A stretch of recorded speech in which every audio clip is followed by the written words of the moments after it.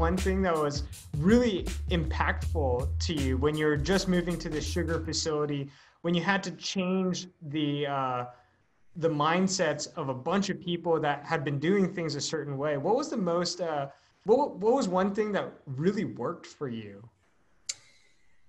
Being a good listener.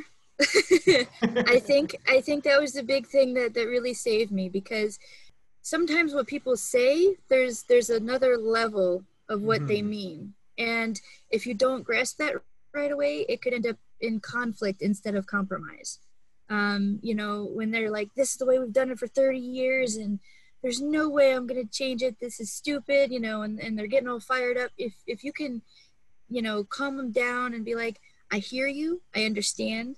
I understand that this part doesn't make sense. So therefore, the part that doesn't make sense, we're not going to apply. We're just going to leave that to the side, and we're going to focus on what does make sense. And a lot of the time when you appeal to them that way, a lot of the crazy kind of goes away.